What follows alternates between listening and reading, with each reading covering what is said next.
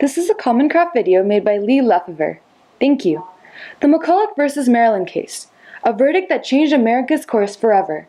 The conflict of this case was the first to question the power of the federal government. It all started back when the War of 1812 had come to an end, and the U.S. was left in debt, a lot of debt. Because of this, Congress founded the Second Bank of the United States of America in 1816. They hoped that this action plan would restore the nation. In the beginning, the states were happy with the bank because the first one was a success. As the states sensed a financial crisis coming their way, which is later known as the Panic of 1819, they began to dislike the bank and were also angered by the fact that they had less power compared to the federal government. So Maryland placed a tax on the Baltimore branch of the National Bank, hoping that this idea would push it out of the state. However, James Williams McCulloch, the head cashier of this branch, refused to pay the tax because he claimed that it was unconstitutional. As a result, Maryland sued McCulloch, making it the start of the McCulloch v. Maryland case. The case first started out in the Maryland State Court, and Maryland obviously won. Not satisfied with the verdict, McCulloch appealed, and this case was taken to the next level, the Supreme Court. Here, Maryland questioned the power of the federal government, stating that the government had no constitutional power to charter banks, making the Second Bank of America unlawful. In addition, they argued that the states were independent and that each state had the power to tax businesses and companies within their borders.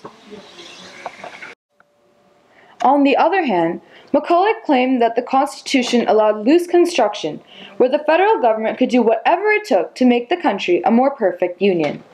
On March 6, 1819, the unanimous votes were in, and McCulloch won 7-0. The verdict stated that the National Bank was indeed constitutional because it helped them carry out their duties towards the nation. With this decision, the National Bank was kept alive, which was supported by the Federalists, as Maryland's taxes on it were banned. The ruling of this case enforced the idea of federalism, along with the practice of loose construction by Congress at needed times.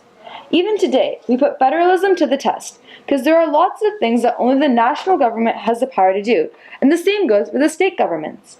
The McCulloch v. Maryland case's verdict left an imprint in America's history and is the basic foundation of this country.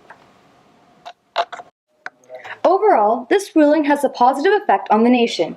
It indeed made the country a more perfect union. We would rate it as an A because of its significant impact on America's methods and laws. First of all, because this decision reinforced federalism, the national and state governments shared powers, but any federal laws overpowered those of the states. Also, the idea of loose construction is still practiced today, so the government can do tasks that aren't written in the Constitution. The ruling of the McCulloch v. Maryland case improved the nation more than it harmed it, and has left a long-lasting impact that will go down in history. I won't say that America is perfect, because there are tons of things that still need to be amended, but it has certainly become better than it was before. Now, what do you think? Hasn't this ruling changed America's course forever?